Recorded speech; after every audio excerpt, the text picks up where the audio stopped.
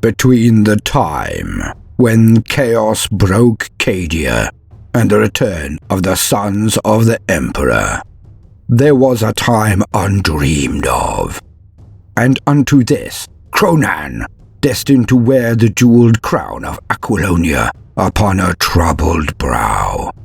It is I, his chronicler, who alone can tell thee of his saga. Let me tell you of the days of high adventure.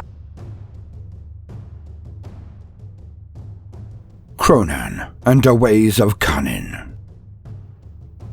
Kronan Da Kunnin. His legend was begun, but it was a very short legend thus far. And so we reach a montage moment, covering a good few weeks and months, and a larger increase in his orc power as more tribes flocked to his banner.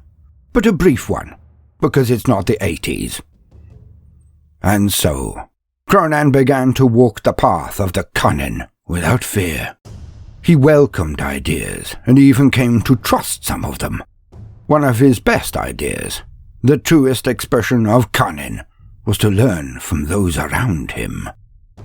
Thus it was that he took the boss of the Blood X tribe deep into his council, whatever that means, and by the fire they spoke of the ways of Kunnin. To move backwards was not always to run away. Sometimes the enemy would follow you into a trap. The ways of Kunnin seemed awfully like base knavery and utterly jelly-spined cowardice to Kronan, but the Blood X assured him it was actually Kunnin. And it seemed confusing at first. Kronan had to master his entire will not to tear the head off the lesser boss, just to get him to shut up. But Kronan's will was iron, and the talking continued.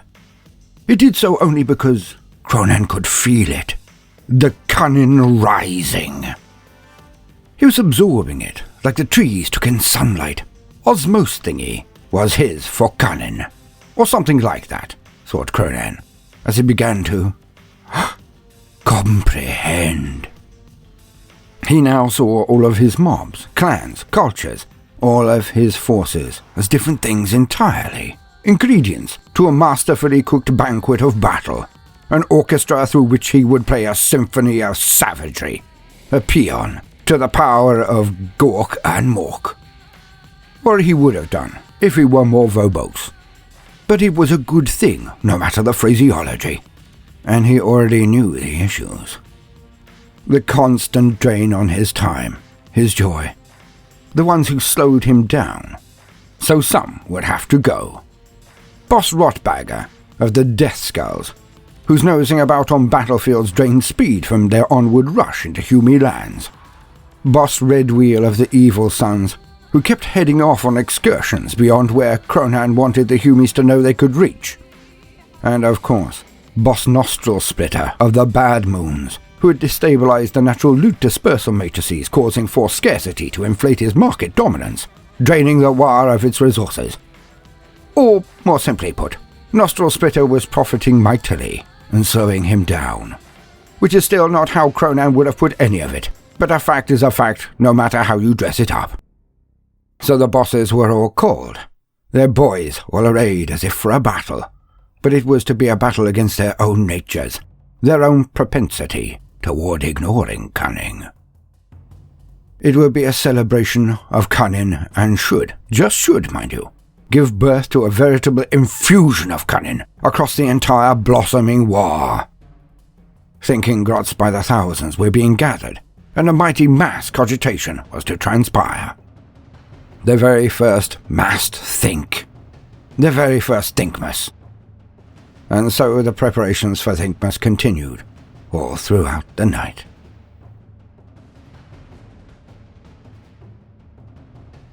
Welcome, gentle listener. I am Baldermort, your faithful servant, and I wish to introduce you to the forces, factions, and units of the Warhammer 40k setting, the grim darkness of the far future, where there is no time for peace, there is only time for war. And as it is October, we shall be continuing our exploration of the Orc forces. and we begin with one of the most simple and yet still interesting factions of Orks. Those that are the paragons of all things Orky, and what most will always think of whenever the race are discussed. The Goffs. For Orks are broken down not only into mobs and tribes, but also by clan, or culture as they call it, a perspective and particular way of war. Later entries will go through the nuances of the other clans, but I thought it best we begin with the Goffs, for they are direct, but also because White Dwarf has an entry that gives an update on their present condition in the setting in 9th edition. As the guides are predominantly for new players, it made sense to begin here. And I will be quoting extensively, as I do not see the point in paraphrasing, rephrasing, or reinventing the wheel, so to put it, as this permits me more time to craft the ongoing narratives that show the nature of the Orks, instead of just telling. Hence, the tale about Kronan will be interspersed throughout the video as flavour pieces that are designed for just the simple joy of being Orky. And so, let us engage with the journey and, as usual, let us lean on the very newest existing wisdom. To quote. Index Xenos. Goff Orks. By Dan Harden and Elliot Harmer. The Orks fight not for cruel gods or power-hungry despots, nor do they fight for self-preservation or some deep ideological belief. They fight because they can, and because they enjoy it. Of all the Orks, it is the Goffs that are the most aggressive and violent, their brutal lives consumed by constant warfare. For a Goff Ork, life's not worth living if it doesn't involve a chopper and an enemy to hit with it. An ocean of muscular green bodies stretches as far as the eye can see. A stinking horde of dank, unwashed flesh, mouldering leather and oiled metal. The sound of revving chain blades shreds the air, punctuated by the bark of high-caliber guns being fired skyward. Already the guttural bellows of war bosses can be heard, marshalling the mobs into some semblance of order. Clanking war machines stomp into position as ramshackle vehicles race to the flanks, smoke belching from their oversized exhausts to obscure the sky above the roiling green horde. Crude artillery is wheeled into position, manned by diminutive grots whose backs are marked by the whips of their slavers. The trophies of slain foes hang from torn banners and iron-wrought totems, a warning to those who choose to stand and fight. There is a palpable aura of cruelty and impending violence in the air. With a bellowed wah of unbridled aggression, the Greenskins begin their earth-shaking advance. The ground heaves and buckles as tens of thousands of Ork boys surge forwards, choppers raised in preparation for the carnage they are about to unleash. Buggies, warbikes, trucks and battle wagons accelerate violently across the battlefield, the drivers grinning maniacally as their gunners spray torrents of flames, bullets and rockets into the enemy ranks. Death Dreads, Killer Cans, Gorkanauts and Stompers lurch into life, their cannons beating out a staccato rhythm of destruction as they march ungainly into battle. The Orks close the distance to their foes with the inevitability of a tsunami approaching a shoreline. Many are cut down by enemy fire, their bodies trampled into the dirt as others take their place. Vehicles and war machines denote as they are targeted by enemy heavy fire, the wreckage falling on the greenskin advances burning rain. The Orks roar with laughter, their collective psyche stoked to a roaring blaze by the destruction. Shooters and sluggers roar as the distance closes. The screeching of chain weapons assails the ears as the stench of the Orks assails the nostrils. The senses are overwhelmed as the horde descends. Fear takes hold, terror ensues. Only the brave, foolhardy, and insane hold their ground. Champions of Gork. At the forefront of the Ork assault fight the tribe's Goff Orks. They are the most belligerent of an already belligerent race, and the carnage they wreak on the enemy's lines is incomprehensible, the ferocity of their impact unimaginable. Choppers are swung with reckless abandon, shearing heads from shoulders and cleaving limbs from torsos. Victims are bludgeoned to the ground, then stomped, pummeled and shot until there is nothing left but gore and viscera. Chain blades shred and slice, chunks of flesh and arterial spray fly high in the air. Massive power claws clamp shut around armoured foes, their hydraulic pistons straining until something gives way, and the blades meet with a satisfying clang. The air is pungent with the smell of burnt metal and seared flesh. There is no subtlety or guile to the Goths' attacks, only an overwhelming desire to break, maim and obliterate everything that crosses their paths. So savage and unpredictable is their assault that the enemy quickly falls back, unable to hold their ground against the pressing of stinking green bodies. Yet there is worse to come, for the boys are merely the spearhead of the Goths' assault. As the enemy reels from the impact of their charge, clanking death dreads push through the scrum, their buzzsaw limbs ripping through friend and foe alike as they begin their bloody work. Ramshackle trucks crash into the melee, delivering more boys and armoured knobs into the fight. Battle wagons steamroll through infantry with impunity, grinding bodies beneath armoured treads and spiked rollers before disgorging their deadly cargo into the heart of the enemy's ranks. The clan's warboss roars with bestial euphoria as he hacks and hews at the most impressive foes he can find, every kill cementing his place at the head of the warband. The battle will be fierce, and losses on both sides will be heavy.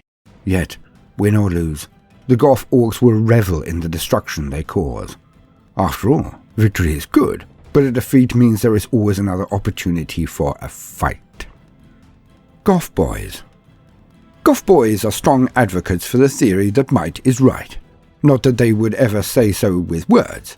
They just use their fists to get the point across to the boys of other clans. They see it as their Gork-given right to lord it over other orcs, and show them how to do things proper. While this can lead to animosity between clans, orc disputes are almost always resolved in a fighting pit, which is virtually a second home to Goff orcs. While bets are placed on the outcome of the fight, no self-respecting Goff orc would ever enter the pit with the intention of earning a few teeth. A proper orc should always be willing to fight for free. Before a battle, a tribe's Goff orcs will invariably push, shove and kick their way to the front of the advance, so that they are closest to the enemy when the battle begins. After all, they have a reputation to uphold as the biggest and hardest orcs around, and they're not going to be seen mucking around when they could be hitting something.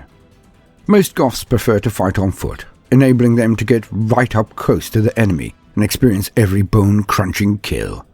However, they're not averse to commandeering a truck or battle wagon, if it will help them get into the thick of the fighting before a rival mob. While boys from other clans take pride in their shiny yellow armour or big blue death guns, most Goff orcs tend to favour the simple weapons in life: a sharp chopper and a loud slugger. Should either of these weapons fail him in battle, he is more than happy to fight with his fists and even his head, which is why Goths tend to wear spiked and horned helms. Indeed, headbutting contests are even seen as a rite of passage amongst the Goths. Should a youth, a young orc, wish to join a mob of boys, he must don a horned helmet and engage other youths in a headbutting contest to see who is worthy of joining the mob. Casualties are unsurprisingly high, though this does ensure that the weak are weeded out early on. Goff mobs are usually dozens strong, with warbands numbering in the hundreds, if not thousands. When they march to war, they do so en masse, drowning their foes beneath a tide of black-clad bodies. Enemy commanders often believe that this is some crude tactic to overwhelm their position with sheer weight of numbers. Most likely, the Goths are just headed in the same direction, each individual boy reasoning that if one of their number is running somewhere, then there must be something worth fighting at the destination. It's this straightforward, no-nonsense approach to warfare that stands the Goff orcs in good stead with their peers. The more an orc fights, the bigger he becomes. The bigger he becomes, the more orcs he can order about. The more orcs he shoves around, the more orcs will try and fight him for control of his mob. If he beats them, he'll become even more powerful and have even more lads to kick about. And so, his progression in the warband's hierarchy continues until he is big and powerful enough to challenge the ruling warboss. With their propensity for violence, it is little wonder that some of the most successful Ork warlords hail from the Goff clan, their names recorded for all eternity in the records and annals of countless races. Yet there is one Goff Ork whose legacy of bloodshed eclipses that of all others. Gazgul Mag Uruk Thraka.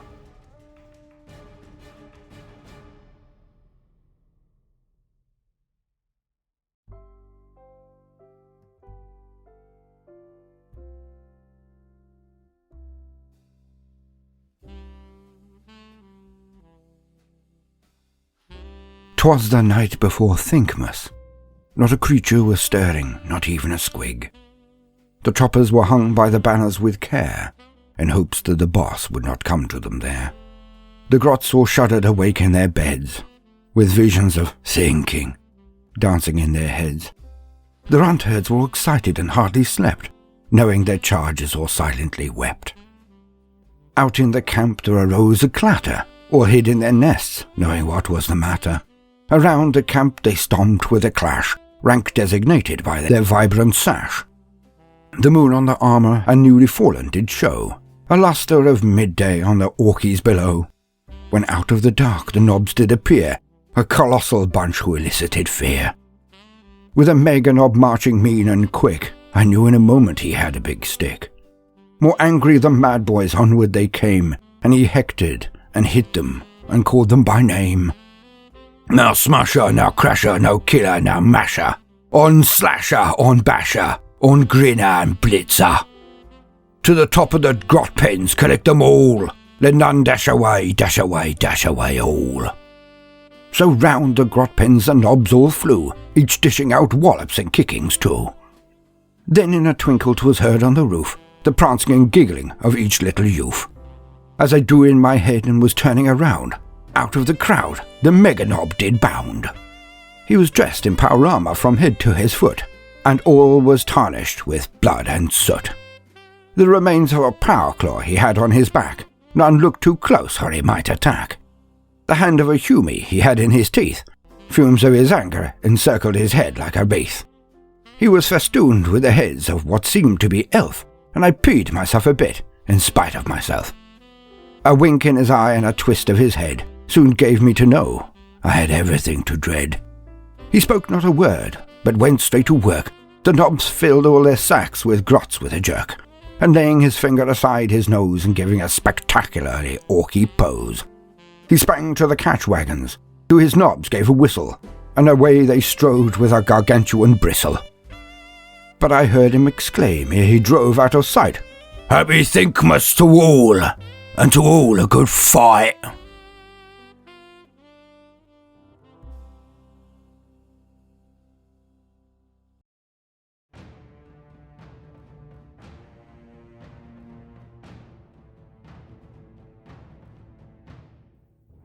Scarboys. It is a proven fact that the more orcs fight, the bigger they get. So years of constant warfare they become taller and heavier, their shoulders broader, and the muscles in their arms and legs swell to colossal size. These veteran Greenskins can be found in all orc clans, but those of the Goth clan are the biggest and meanest of the lot, as they are invariably at the vanguard of every Goth orc charge. Known to the Goths as Scarboys, these battle-hardened boys are paragons of orcdom, their gnarled skin covered in countless scars and injuries from a lifetime of warfare. Though orcs heal quickly, sometimes even a Scarboy needs to take time out of his busy battlefield schedule to visit the doc. Normally such visits involve a can of fungus brew, a jab with a dirty syringe, and a whole load of metal staples to patch everything up. Scarboys see these staple-covered injuries as a sign of their status within the warband, and many still wear them proudly long after the injury has healed. Stormboys. Goth warbands often have a high proportion of Stormboys, most likely due to their militaristic approach to warfare. Goth boys do find all this parading, saluting and boot polishing a bit strange and un-orky. However, they can't deny that the Stormboys are eager when it comes to getting into close combat, even if their use of Volkite rocket packs can be inconveniently fatal. There are many famous Stormboys corps in the Goth clan, from Dagbag's Chop Squad and Kirk Da Crunch's Killboys to the almost laughable Youth Brigade, a drill mob of young orcs who streak erratically across the sky, wearing their Corps' practice rocket packs, just to see if they enjoy being airborne. The most infamous Stormboy Corps, however, is Vulture Squad, who normally deploy from the bomber bay doors of a huge red fighter bomber right into the heart of enemies' ranks. Their merciless leader, Boss Zagstag, has a fearsome reputation even amongst the Goths, as he'll happily execute his own lads if they show a hint of insubordination or cowardice. Goff Blitzboys. All orcs value mobility. After all, it helps them get to the fight quicker. It's no surprise, then, that many Goff warbands feature a Blitz Brigade, a motorized column of trucks and battle wagons, each vehicle carrying a bloodthirsty mob of orcs into battle. Blitz boys may not be as fast as the infamous speed freaks, but they pack more of a punch when they hit. Goths particularly favour battle wagons such as the Bonebreaker, which is built with spiked death rollers mounted on the front of its chassis. Another classic configuration is the Gut Ripper, which features several pairs of massive shears designed for snipping the legs, torsos or heads, depending on how high they are mounted, off their foes. Other Goth creations include kill tanks like the Lungburster and the Brain Crusher, both of which are designed to provide mobile, if inaccurate, fire support to the rampaging Goth advance. The Goth Guard. Battle-scarred and grim, only the hardest of the hard have what it takes to join the Goth Guard, the elite of War Gazgul.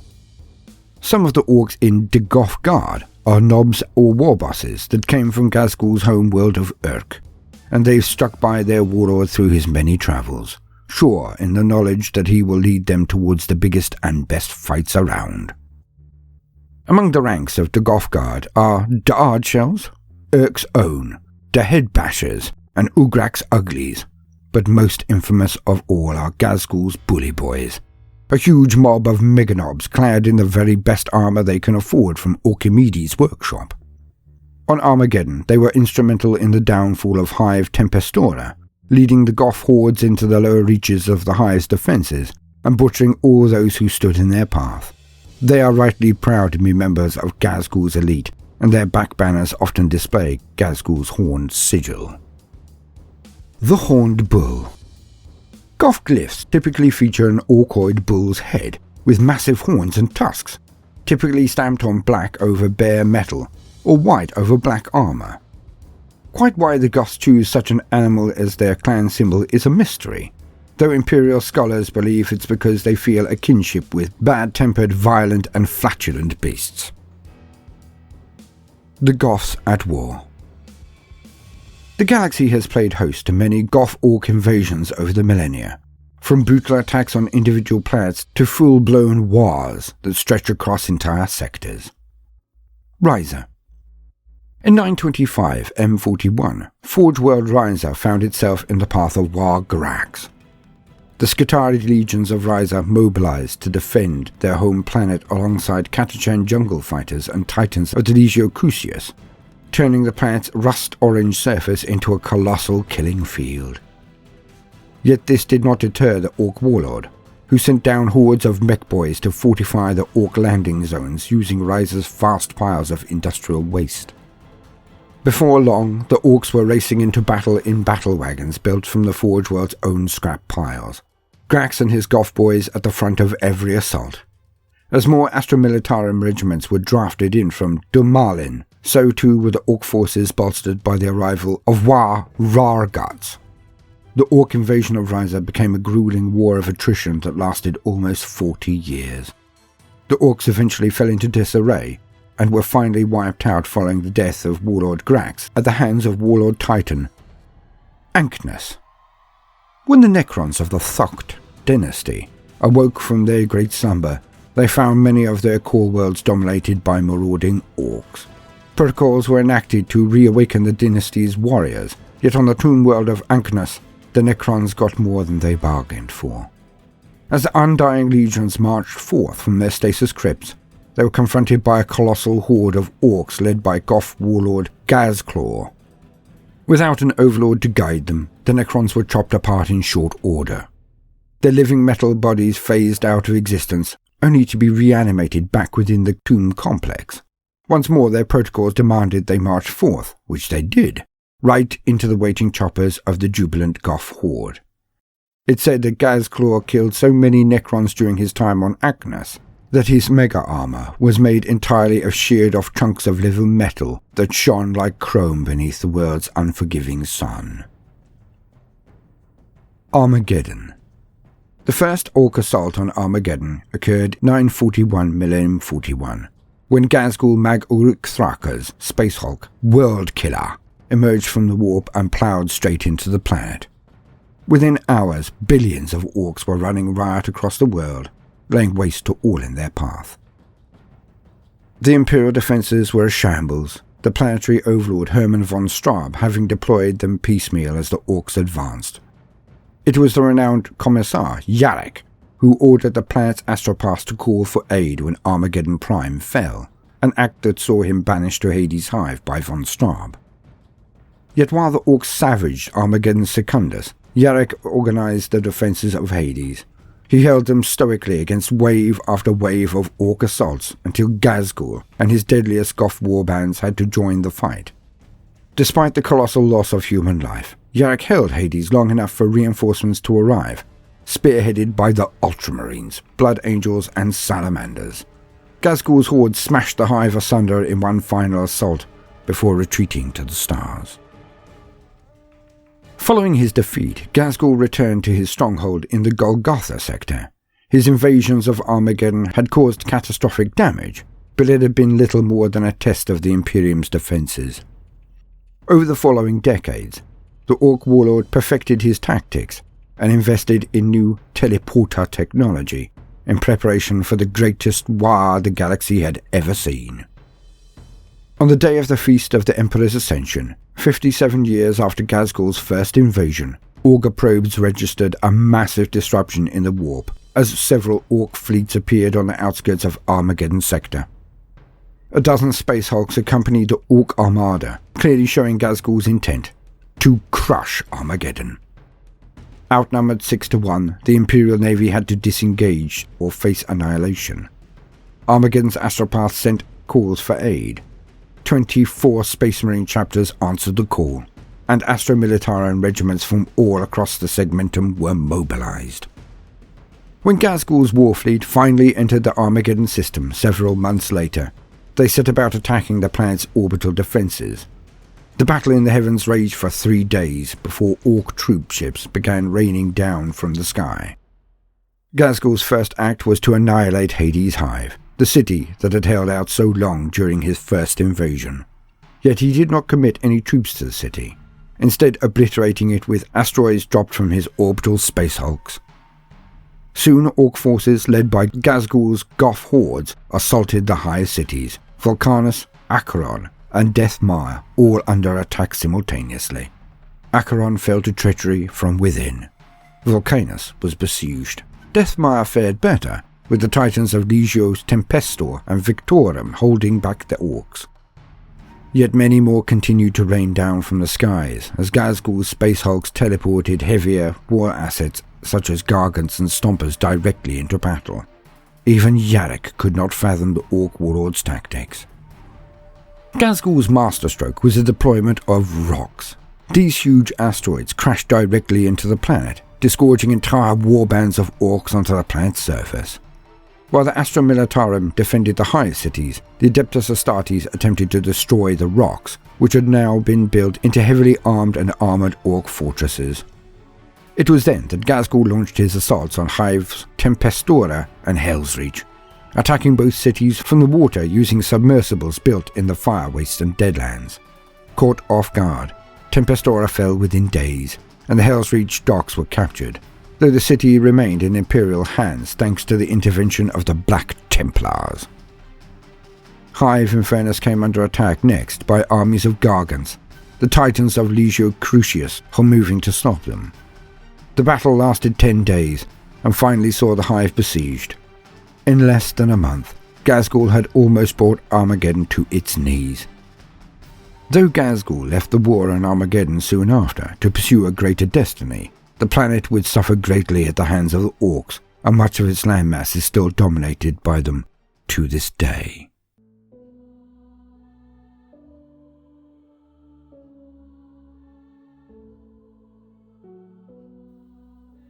Battlefield Report. Observations on the psychic threat posed by the Greenskin race. Following a recent deployment to Savalox 22 alongside the Katshan 51st, I have come to the conclusion that we have greatly underestimated the psychic threat posed by the Greenskin race. As readers of this treatise will no doubt be aware, Weird Boys, subref Ork language and culture, are unsophisticated psychers, their powers manifesting in all manners of explosion and unpredictable ways. Hyperbole aside, witnessed manifestations include electroprojection, telekinetic mass relocation, psychospectral warp energy cohesion, pyromaniacal elemental manipulation, and physical empowerment. Further details can be found in the Scholastica Psychana records on Balor. I consider it my great misfortune to add a new psychic phenomenon to this list. A transcendental projection generated by a mass consciousness. During the extraction of Renfor Hive, I bore personal witness to the action of an Ork psyker who summoned into being a spectral entity that took on the appearance of a crude bull's head. No sooner had the manifestation appeared when the psyker hurled it towards our lines, coruscating green energy arcing from the projection's eyes. Though it passed harmlessly over us, and with such haste that I was unable to nullify it, the effect it had on the Orks was profound. Within moments of their visage appearing, they sprinted after it, vaulted over the forward trenches and began the wholesale slaughter of the 3rd Regiment. Torn between my duty to the regiment and the reporting of this phenomena, I thought it best for the safety and security of the Imperium to bring such matters to light. It is to be noted that the Orks present on Savalox 22 were members of the Goff clan, whose emblem has been well documented as that of a horned bull's head. It is my postulation that the massed Greenskins generated enough warp energy for the Weird Boy to summon into being a vague manifestation of their collective consciousness, in this case, a bull's head.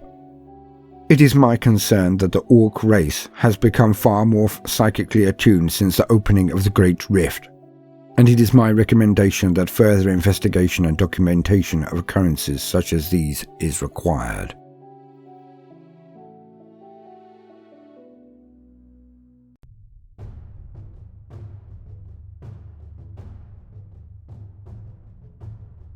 The bosses were all called, their boys all arrayed as if for battle. Whilst the entire camp exploded into activity and nervous excitement, few could see the genius, the hidden power to be released. For this was not an exercise in teaching or raising Kunnin, as Kronan had said. No, no, no. It was a celebration of his thinking, his Kunnin. Past tense. Because Kronan now knew how to beat the Humies. Oh yes, he did. He had to clean house before the bigger scraps. He had to unify the War once and for all. And his idea, it was cunning. So cunning, you could put a tail on it and call it a Gyrinx. And so, all unarmed, well, mostly, and prepared for the celebration, the mighty war of Orks, a veritable sea of seething, sweaty and flatulent greenskins, all sat as one, mob unto mob, tribe unto tribe. But all of the leaders, the various bosses, all sat up front with the big boss, Kronan Da Kunnin. Sat on a velvet blanket of Tyrerian purple, the bosses sat silently adorned by their individually folded and personalized thinking grots. Only Kronan bore a hat, you see. There could be such a thing as too much cunning. And if any cunning were to be generated, then surely his hat would absorb and redirect it to the best receptacle. The cunning one himself, of course. Each thinking grot bore the mark of its corresponding boss on its cheeks, all four, the center of its forehead, on both feet and both hands. It seemed the branding runt-herds had been jobs worth, or just enjoyed the writhing and squealing of the grots under the white-hot irons. Difficult to tell which, mused Kronan, but a certain amount of zeal was probably attributable to this being the first Thinkmas and the bosses wanted to be dressed to impress, after all. As the still pungent whiff of scalded grot buttocks bellowed on the air, fighting for proboscis attention with the natural urinary odour exuded by the terrified grots. Every one of said grots gritted their teeth and remained silent, lest they be sent to the ranks of the soon-to-be burning, flying, thinking grots, those presently being loaded into a long rank of catapults. 'Twas a small mercy for some of the grots that they were given a red stick to bite down on to assuage the discomfort. This was, of course, only for some of the biggest bosses and their nobs. Some distinction had to be made for their luminous rank. However, it was felt that the nobs and Kronan himself did not require this distinction. Massive gongs were struck to signify the beginning of Thinkmas. All fell silent and closed their eyes as they sat as one. The gentle serenade of 100 catapults ejecting the massed, burning, flying, thinking grots into the air, so all might gain from the ambience, as their parting chorus spake into the winds of the valley and echoed to all and sundry. No, no, no, no, no, no, no, no.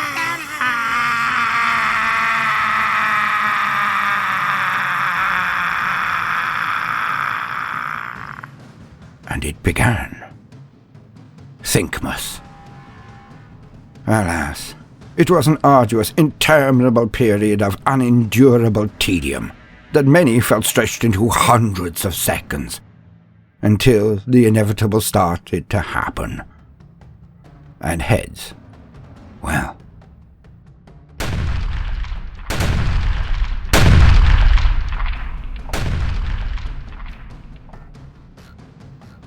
strangely, the heads of the nobs of bosses Rotbagger, Redwheel, and Nostril Splitter all exploded, their grot headgear and their own craniums all explosively bursting under the pressure of their attempts to think.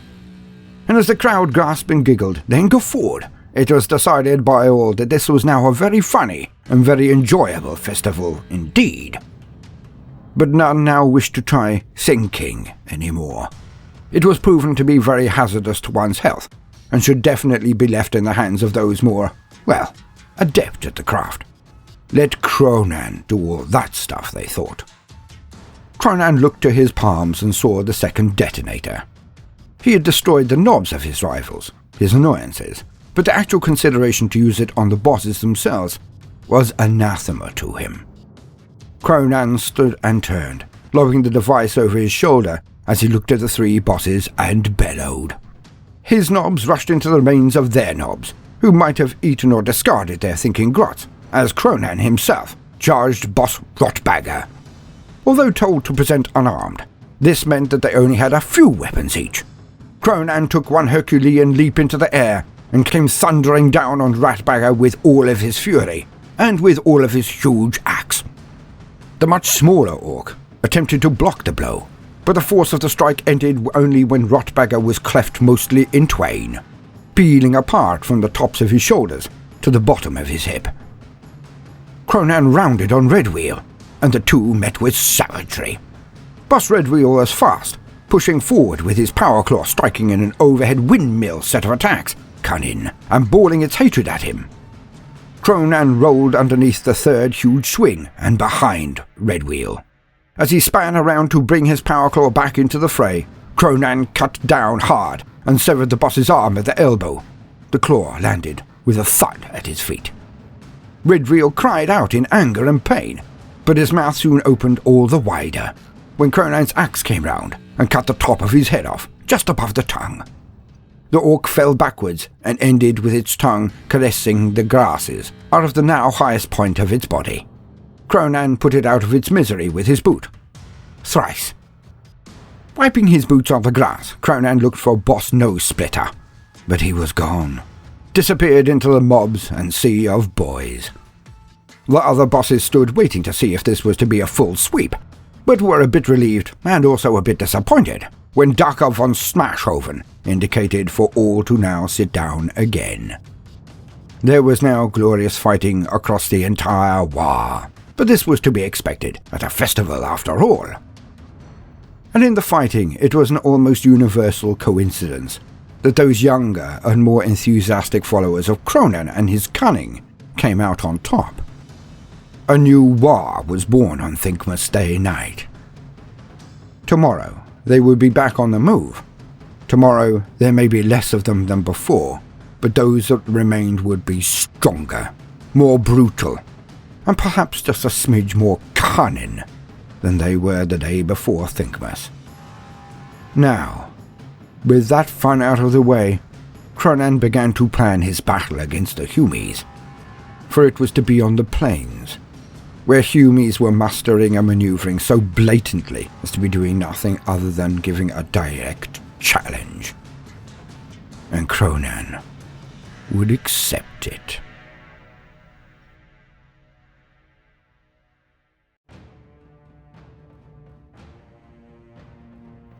A galaxy at war. Since the opening of the Great Rift, known to the Orks as Goff's Grin, the Orks have continued their crusade of endless violence across the stars. None have been so inspired to violence as the Goffs, whose mighty warlords have stomped, smashed and crunched their way across the stars in search of the biggest and best fights. Everywhere at once. Conflicting reports by Imperial strategos concerning the location of Ghazghul cause consternation at the highest levels of the Munitorum. The Grand Warlord is documented to be within the Empire of Octarius, leading vast Greenskin armies against Tyrannid and Imperial forces in that region, and yet he is simultaneously sighted at the sacking of Cantissa, upon the killing fields of Orochtha in the Imperium Nihilus, and joining fighting around the Forge World of Ryza. Punitive executions decimate the command staff charged with tracking Ghazghul's movements, even after it is observed that the Greenskins of the Great War are using warp storms to navigate the galaxy. Extreme empiric time dilation may be to blame for the confusion. Triumph returned. After 7 years of brutal warfare, and thanks partly to the arrival of several companies of the Riftstalkers chapter, the forces of the Imperium finally defeat their Chaos foes in the Bargeist stars. A grand triumph is held, and martial celebrations spreading across a dozen loyalist worlds. Yet at the celebration's height, Warboss Gruck Face-Ripper appears at the head of a brand new war. His greenskin flood the planets of Tremendix and Aposia, plunging the beleaguered Bargeist stars back into bloody war before the horrified Imperial defenders can rally their forces. The sacking of Krongar. The hive world of Krongar is invaded by Orks, and the local defense forces are quickly overrun. The entire Skarscale subsector is soon under Greenskin control, and becomes a magnet for Ork warbands in the region that inexplicably flock towards it. Imperial scholars believe that Krongar may become a staging post for a war, and put plans in motion to prevent the mass Ork migration before it can begin. Failed negotiations. A warband of Death Skulls led by Warboss Nolgrim attempt to recruit the mad Doc Grotznik to their cause with the promise of willing patience. The Grotznik is a Death Skull at heart. His loyalties lie solidly with Ghazghul. He invites Golgrim into his surgery to discuss the Warboss's offer, while sending one of his Grot orderlies to find his Goff minders. As the two Orks debate the finer points of cranial rebuilds and bionic legs, Ghazghul's bully boys arrive and set to work on Golgrim's warband with their kill saws. When the Warboss storms out of Grotznik's surgery to see what all the noise is about, he is confronted by a pile of dead Death Skulls and 15 gore-covered Goff meganobs. Before he can beat a hasty retreat from a tricky situation, Golgrim is jabbed with a profusion of filthy needles and dragged into the Doc's surgery, never to be seen again. At least, not in one piece. Voices from the warp. With the Great Rift tearing apart the galaxy and warp energy spilling into reality, a number of weird boys fighting on Armageddon begin to hear voices in their heads. Some believe it is Gork, possibly Mork, telling them to fight harder and give the Humies a good smashing. Others claim that they can hear the voice of Ghazghul himself, and that the Prophet of the War is communicating with them directly. Weird boy Nark of the Smasher Boys is so traumatized by the warp energy invading his brain that he stumbles from his copper tower outside Tempestor Hive. bellows a challenge at the Astra Militarum forces stationed in the nearby city ruins, then runs straight into their waiting guns. Incredibly, he survives the gauntlet of fire and unleashes a beam of searing green energy on a regiment of Steel Legion troopers. Seeing their weird boy getting stuck in, Nark's Goff boys run after him and join the fight. Unable to contend with such wanton destruction, the Steel Legion regiments fall back and bombard the city with 18 batteries of basilisks. Nark hasn't been seen since. Great expectations.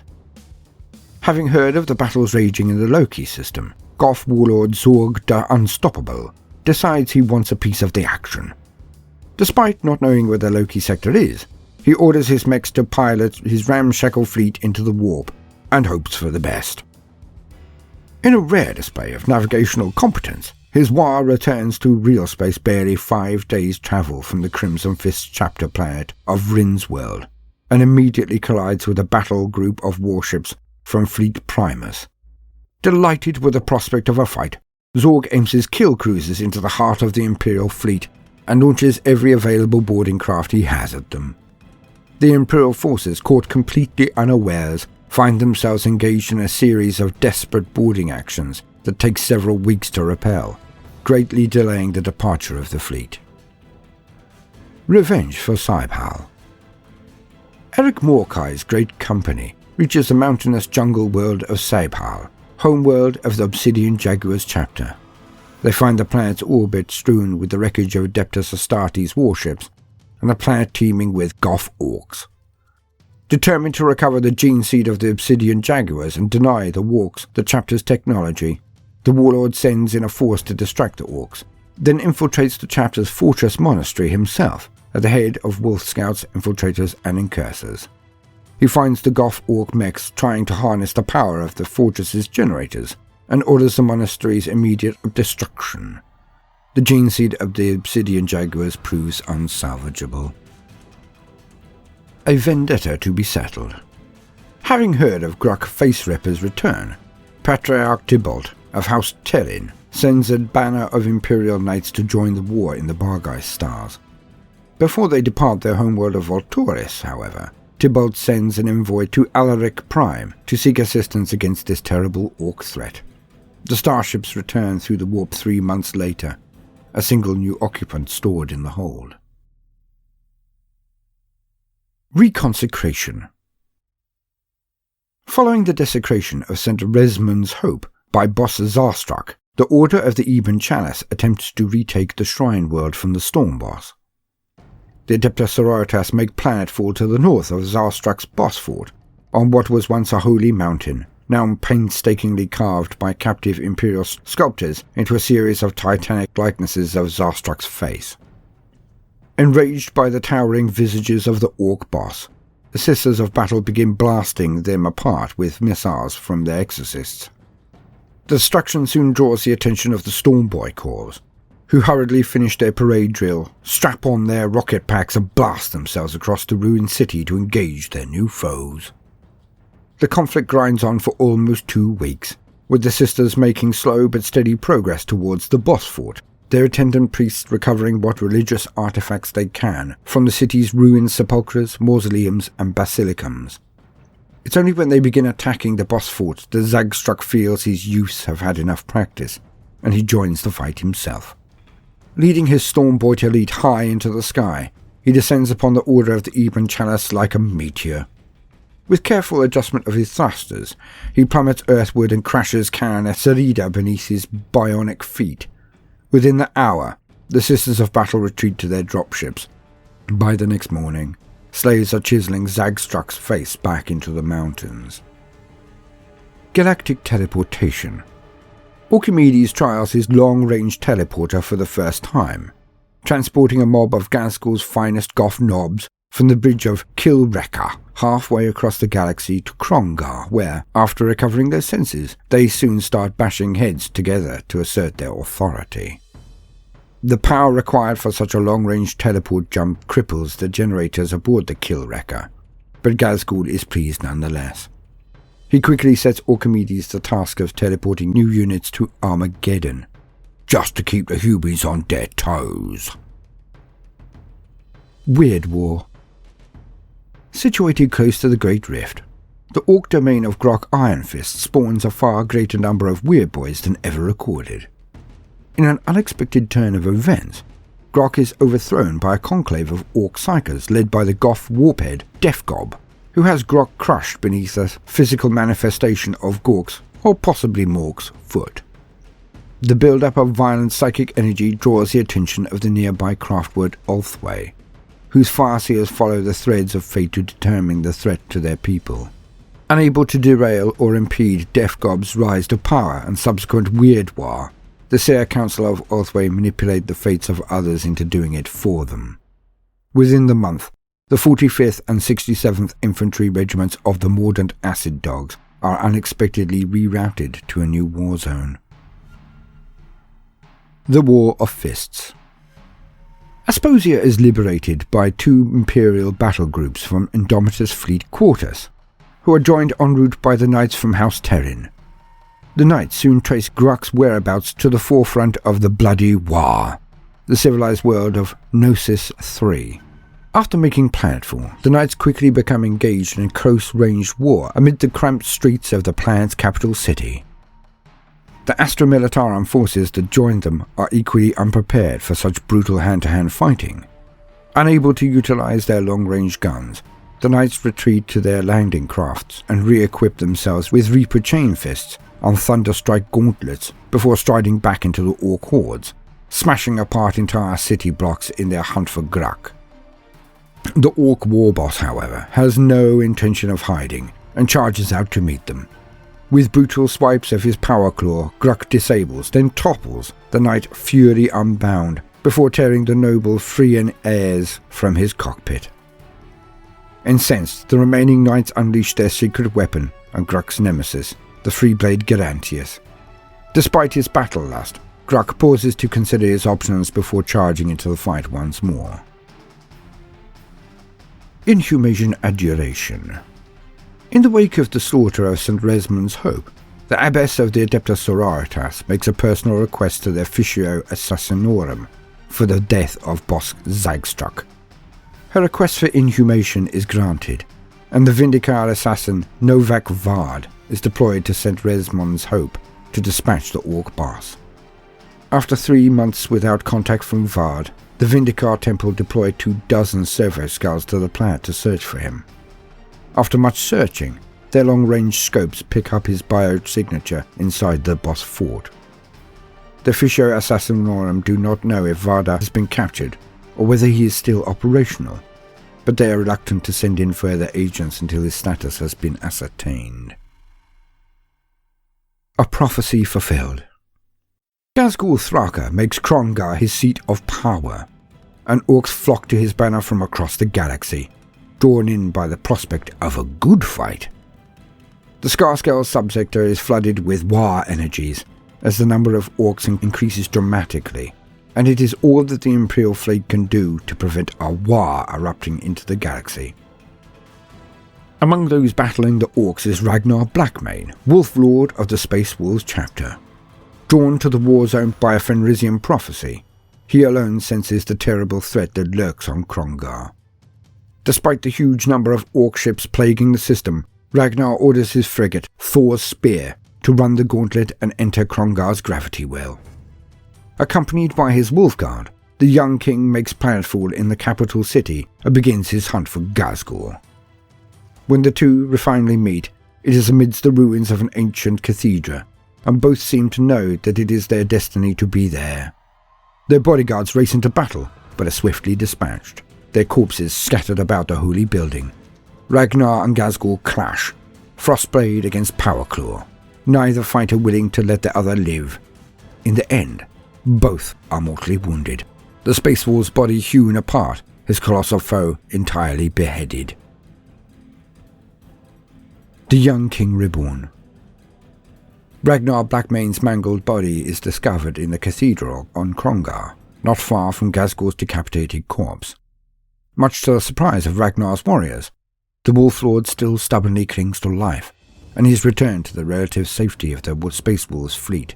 Knowing that he will die unless drastic action is taken, the Wolf Priests decide that he must cross the Rubicon Primaris, and they operate on him immediately. When Ragnar recovers, he is told of Ghazghkul's demise, yet he immediately turns his ship back to Krongar, for he fears that his task is not yet complete. The War Resurgent. Ghazghkul's head is discovered in the ruins of the cathedra, his one remaining eye still alive with bestial fury. Knowing that only one orc can fix that kind of hurt, Ghazghkul's most loyal nobs drag his remains to Mad Doc Grotznik. The Death Scar's pain boy is overjoyed at the prospect of operating on the profit of the war, and commands his grot orderlies to open his cryo vaults and power up their contents. While Grotznik's labours gather pace, his work is interrupted by possibly the smartest contender for Ghazghkul's throne, Def Colonel Zogboss. Determined to ensure his own supremacy by destroying Ghazghkul's corpse, Zogboss storms Grotznik's laboratory at the head of his commando kill brigade. Hundreds of his orcs are fried by random flashes of energy. More are eviscerated by Grotznik's own corpse looters, who wield excessively large surgical tools. But Zogboss himself reaches the laboratory's summit and proceeds to smash up the doc's equipment and many of his towering constructs. Then he corners Grotznik himself, looming over the mad doc to deliver the killing blow. Before Zogboss can kill Grotznik, a massive mechanized orc emerges, and a claw the size of a Goff knob encloses on Zogboss's head and turns bone, flesh and iron to pulp. Within the hour, Ghazghkul Mag Uruk Thraka is stalking the streets of Krongar once more, looking for a fight. End quote.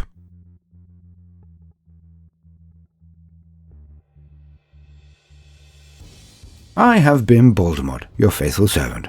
I hope you have enjoyed this look at the Goff's clan of the Orks. If so, then please do consider liking and subscribing. If you do, hit the notifications bell button, as I would not want you to miss out.